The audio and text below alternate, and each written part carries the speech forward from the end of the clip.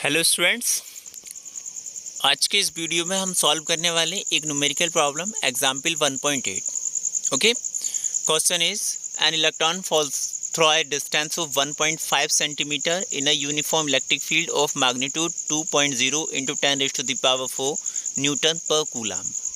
Mean कोई electron fall down हो रहा है इलेक्ट्रोस्टैटिक फील्ड में और उसका मैग्नीट्यूड आपको गिवन है। ओके, सो इलेक्ट्रॉन क्या है, जब इलेक्ट्रोस्टैटिक फील्ड्स में एंटर करेगा तो इस पर इलेक्ट्रोस्टैटिक फोर्स अप्लाई होगा और जो फोर्स उस पर एक्ट होगा ड्यू टू इलेक्ट्रोस्टैटिक फोर्स वो क्या करेगा, डाउनवर्ड डायरेक्शन में फॉल डाउन हो जाएगा। इसमें इसी में कह रहा है नेक्स्ट, कह रहा है the direction of electric field is reverse keeping its magnitude unchanged.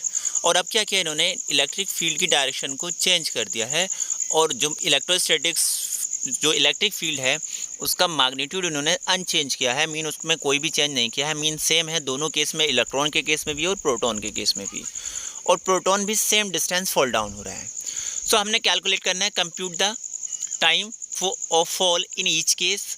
आपको क्या करना है, ईच केस में mean electron 1.5 centimetre distance fall down होने में कितना टाइम टेकन करेगा और प्रोटॉन कितना टाइम टेक करेगा उसको आपको कैलकुलेट करना है। Mean time taken to fall down of electron through a distance of 1.5 centimetre under the given electrostatic field.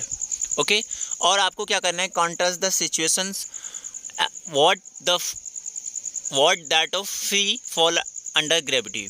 Mean आपको इसको क्या करना है, कंपेयर करना है या आपको उसका कॉन्ट्रास्ट बताना है कि ये फ्री जो फॉल होता है उससे किस तरीके से डिफरेंट है। तो फ्री फॉल में क्या होता है, कोई भी मूविंग ऑब्जेक्ट जब फॉल डाउन होता है under the action of only gravitational force तो उसका जो ग्रेविटेशनल एक्सीलरेशन है वो उसके मास से इंडिपेंडेंट होता है।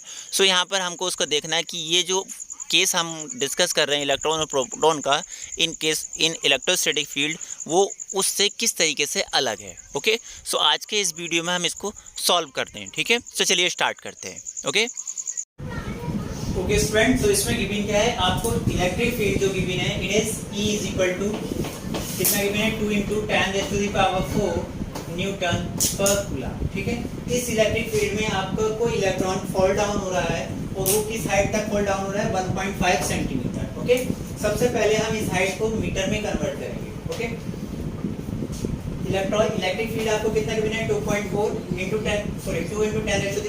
न्यूटन पर कूलम इलेक्ट्रिक फील्ड है।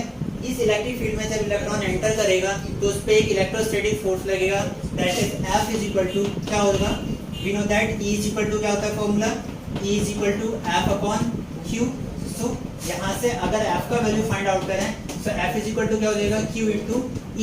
अब इलेक्ट्रॉन के केस में अगर मैं बात करूँ इलेक्ट्रॉन के केस में Fe इज इक्वल टू क्या हो जाएगा, Q इलेक्ट्रॉनिक चार्ज, और इलेक्ट्रॉनिक चार्ज को E से डिनोट करते हैं, that is E × B।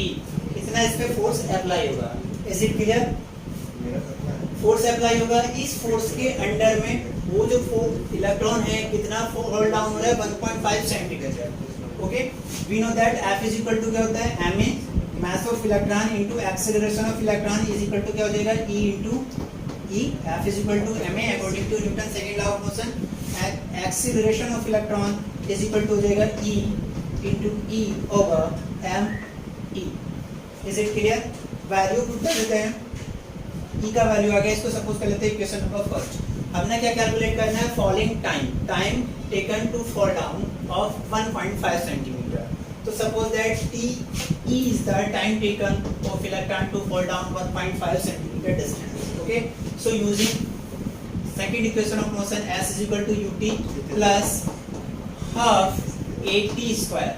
S कितना डिस्टेंस है, 1.5। अभी वैल्यू पुट नहीं करते हैं, u इलेक्ट्रॉन जो फॉल डाउन हो रहा है it is start from rest, so it mean initial velocity क्या हो जाएगा उसका 0 हो जाएगा। तो ये टर्म क्या हो जाएगा, 0 × t प्लस 1/2 a इलेक्ट्रॉन का acceleration.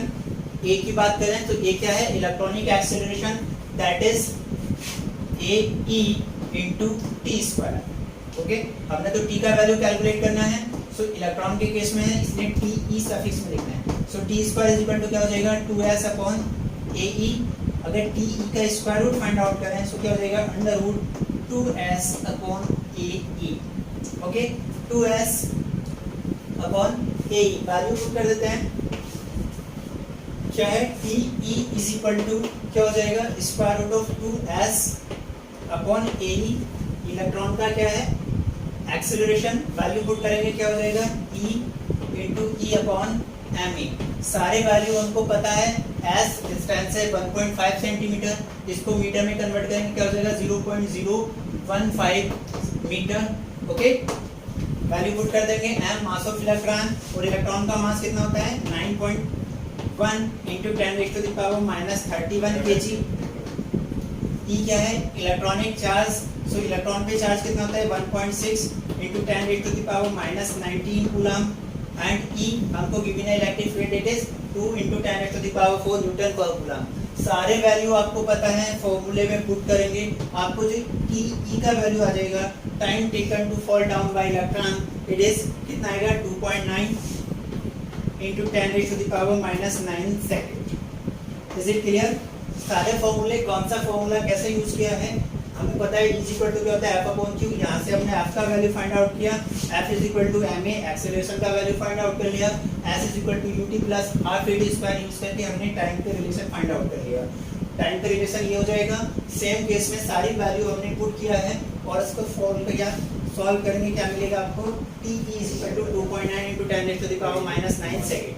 Okay, it is value of acceleration for, sorry value of time for electron. अगर हमने प्रोटॉन की बात करें, सो प्रोटॉन क्या होता है, अपोजिट चार्ज का होता है, इसने इलेक्ट्रिक फील्ड की डायरेक्शन को क्या कर दिया है, रिवर्स कर दिया है। ठीक है, जब हम इलेक्ट्रॉन की बात करेंगे, सो सेम फार्मूला, यही फार्मूला हम यूज कर लेंगे, बट उसके लिए हमने क्या करना है, यहाँ पर मास ऑफ इलेक्ट्रॉन है, वहाँ पर वैल्यू पुट कर देंगे मास ऑफ प्रोटॉन का, इलेक्ट्रॉनिक चार्ज सेम रहेगा, इलेक्ट्रिक फील्ड सेम रहेगा, सारा डिस्टेंस सेम रहेगा, मीन सब कुछ भी चेंज नहीं होना है, सिर्फ चेंज होना है तो सिर्फ मास ऑफ प्रोटॉन। तो जब मास ऑफ प्रोटॉन पुट करेंगे तो आपको क्या वैल्यू मिलेगा, प्रोटॉन के लिए जो टाइम हो जाएगा फॉल डाउन के लिए, कितना टाइम टेकन होगा, वो आ जाएगा 1.3 into 10⁻⁻7 second. 1.3 into 10⁻⁻7 second, because mass of proton कितना होता है 1.6 इंटू 10⁻⁻27 kg। ओके, सो यहाँ पर हम देख रहे हैं जो time taken by proton is greater than as compare to time taken by electron. Mean यहाँ पर अगर कोई भी बॉडी इन इलेक्ट्रिक फील्ड में फॉल डाउन हो रहा है, कोई भी चार्ज बॉडी इलेक्ट्रिक फील्ड में फॉल डाउन हो रहा है, सो उसका जो टाइम टेकन बाय बॉडी है वो डिपेंड कर रहा है बॉडी के मास पर। सो ये फ्री फॉल से बिल्कुल टोटली डिफरेंट केस है। ठीक है, टोटली डिफरेंट केस है, क्योंकि in case of free fall जो एक्सेलरेशन है और मेकम टाइम टेकन बाय बॉडी है वो इंडिपेंडेंट होता है बॉडी के मास से। ओके, तो ये टोटली क्या है, इंडिपेंडेंट है फ्री फॉल से, या मेकम टोटली डिफरेंट केस है फ्री फॉल के केस में। ओके, अच्छा इसमें एक बात और बच्चों, जब हमने न्यूमेरिकल प्रॉब्लम को सॉल्व किया था, तो यहाँ पर जब हमने न्यूमेरिकल प्रॉब्लम को सॉल्व कर रहे थे, सो ग्रेविटेशनल फोर्स को हमने कंसीडर नहीं किया था, या हम कह सकते हैं कि ग्रेविटेशनल एक्सेलरेशन को हमने कंसीडर नहीं किया था, बिकॉज अगर मैं इस एक्सेलरेशन का वैल्यू फाइंड आउट करूँ, अगर एक्सेलरेशन का वैल्यू फाइंड आउट करूँ, जो एक्सेलरेशन हमने कैलकुलेट किया था उसका वैल्यू क्या था, E into E over M. ठीक है, अगर प्रोटॉन के केस में वैल्यू फाइंड आउट करें mp, तो अगर इसका वैल्यू पुट करेंगे तो इसका जो वैल्यू आता है दोस्तों एक्सेलरेशन इस केस में, मीन जब प्रोटॉन फॉल डाउन हो रहा है इन इलेक्ट्रिक फील्ड, सो इसका वैल्यू कितना आएगा 1.9 into 10⁻12 metre per second square.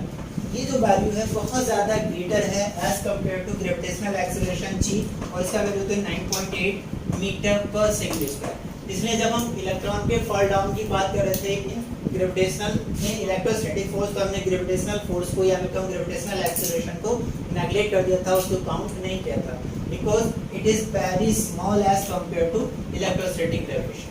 Okay, तो यहाँ क्या डिस्कस किया हमने इस प्रॉब्लम में, हमको क्या देखने को मिला कि जो इलेक्ट्रोस्टैटिक्स में अगर कोई body charge body fall down हो रहा है, सो वो टोटली डिफरेंट केस है as compare to free fall, because in free fall जो ग्रेविटेशनल एक्सेलरेशन है या मैं कहूँ फ्री फॉल में जो टाइम टेकन बाय बॉडी है वो बहुत ही इंडिपेंडेंट होता है कैसे, बॉडी के मास से, बट इस केस में बॉडी के मास पर डिपेंड कर